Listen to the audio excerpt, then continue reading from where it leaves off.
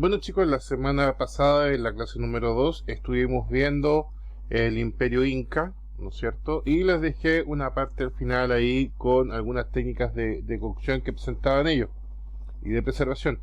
Hoy día vamos a ver las técnicas de conservación en el Chile precolombino. Abarca algunas de las que ya vieron, pero nos va a permitir ver en profundidad las distintas técnicas, ¿no es cierto?, de conservación y preparación de los alimentos que ocupaban los pueblos precolombinos. Precolombino significa antes de la llegada de Colón, ¿ya? Entonces vamos a tener distintas cosas. Me interesa más que veamos las técnicas a determinar a qué pueblo pertenecía exactamente.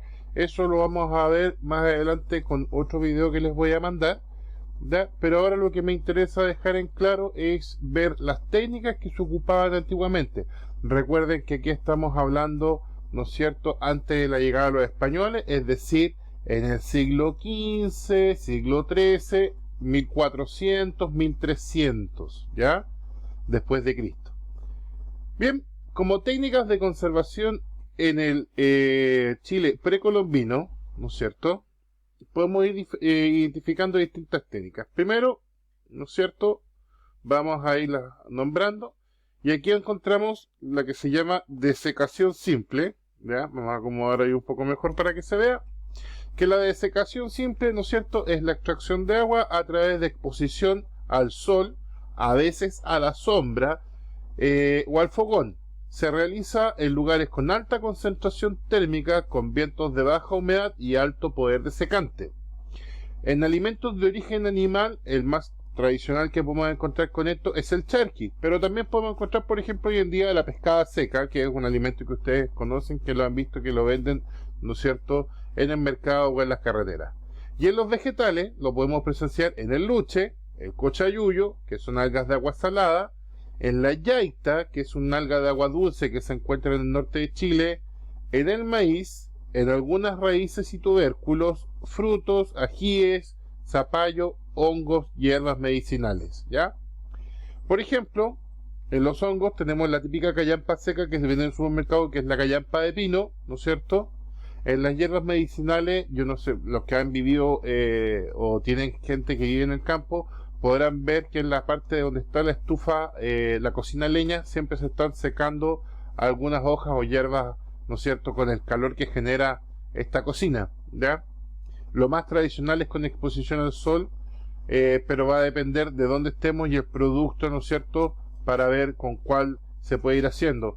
Si ustedes lo han visto o lo saben, el ajicacho de cabra en el secado previo que se hace antes del ahumado también es directo al sol, ¿ya? Entonces esa es la desecación simple. Después tenemos la cocción y desecación, es decir, combinamos una cocción previa, ¿no es cierto?, que puede ser en agua, en seco o con piedras calientes, que se aplica en productos animales y o vegetales, y después presentamos la desecación al sol, ¿ya? Esto tradicionalmente se hacía en el altiplano con algunos granos, ¿ya?, generalmente de maíz. Después tenemos calor y humo, ¿ya?, es decir, ahumado. El alimento se seca por acción del calor del fuego y se impregna con el humo para ayudar a la conservación, ¿ya? Y aquí tenemos todo lo que son productos ahumados. Luego de los ahumados, ¿no es cierto?, vamos a ver congelación y desecación. Este es muy importante y se llama liofilización, puesto que hoy en día lo podemos encontrar muy en boga con algunos productos, ¿ya?, y que se ocupan equipamientos muy caros para poder lograr un proceso que antes, ¿no es cierto?, estos pueblos lo lograban de manera natural. En la agricultura altiplánica es una técnica que permite conservar papas y otros tubérculos aprovechando el ambiente seco y acción combinada de las frías noches bajo cero y el fuerte calor del día. ¿Cómo funcionaba esto? Se exponía la papa, que es con lo que generalmente en el altiplano lo hacían, ¿no es cierto?, al fuerte calor del día para que botara la humedad, pero al mismo tiempo también se dejaba en la noche. En el altiplano las variaciones térmicas son extremadamente altas, podemos tener sobre los 35 grados en el día y bajo cero en la noche.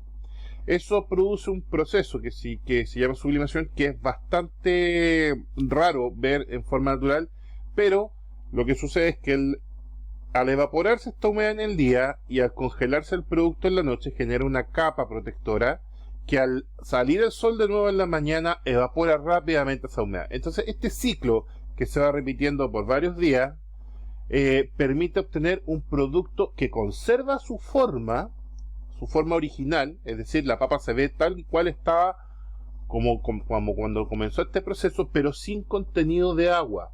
O sea, es decir, yo la tomo y no pesa nada. Y con esta técnica lo que ellos hacían después era retirar la piel, moler el interior y obtenían el chuño. De hecho, hay unas papas que se llaman chuño puti, que son papas muy livianas, ¿no es cierto?, que pasaron por este proceso de liofilización natural y que para regenerarlas se colocan en agua y se hace un plato que se llama chuño puti, que cuando volvamos a clase lo van a ver en forma presencial, ¿no es cierto?, ahí y preparándolo ustedes mismos en el taller de tercer semestre. ¿Ya? Después tenemos fermentación y asoleo, que generalmente se aplicaba a tubérculos y maíz, que se fermentan en agua, se pisan, es decir, se quiebran y luego se secan al sol. ¿Ya? Tococh también le decían en algunas partes del altiplano a este proceso. Después tenemos salazón y desecación, es decir, la utilización de sal y la desecación, ¿no es cierto?, que combina la acción del calor ayudado por sal, que a la vez es antiséptica, ¿ya? Se aplicaba a la carne, pescados y mariscos. ¿Por qué el proceso con sal es antiséptico? Porque los microorganismos que descomponen los alimentos necesitan ciertas condiciones para poder vivir. Condiciones de humedad, condiciones de acidez y condiciones de salinidad, y además de temperatura. Si yo elimino las condiciones apropiadas para su desarrollo, cualquiera de estas, los microorganismos no se van a desarrollar. Y aquí lo que yo agregaba era sal. Ya la salinidad impedía, ¿no es cierto?, la proliferación de microorganismos. Y además ayudaba con la extracción de agua por el proceso de osmosis. ¿Ya? Posteriormente tengo tostado y molido, alimentos que son tostados a fuego y posteriormente molidos antes de almacenar. Aquí es una técnica mixta, ¿no es cierto?, que se aplicaba generalmente a cereales como el maíz, la quinoa, la canoga, el mango o la teca, frutos del chañar, avellanas y piñones. ¿En qué lo vemos nosotros hoy en día? En la harina tostada, ¿ya? El proceso, ¿no es cierto?, primero la harina tostada tradicional, se tuesta bien el trigo y después se muele y después se vuelve a tostar la harina, ¿ya? Hoy en día podemos tomar harina blanca y tostarla, queda un resultado bastante similar, pero no es idéntico al original, ¿ya? Tostado, que se realizaba con arena muy caliente, cenizas calientes. Un ejemplo es el maíz cancha. Aquí también lo podemos ver con las semillas de girasol, ¿no es cierto?, con el mote cuando se pela, ¿no es cierto?, ¿ya? El molido, que se realizaba en mortero de piedra o madera y era ejecutado principalmente por las mujeres.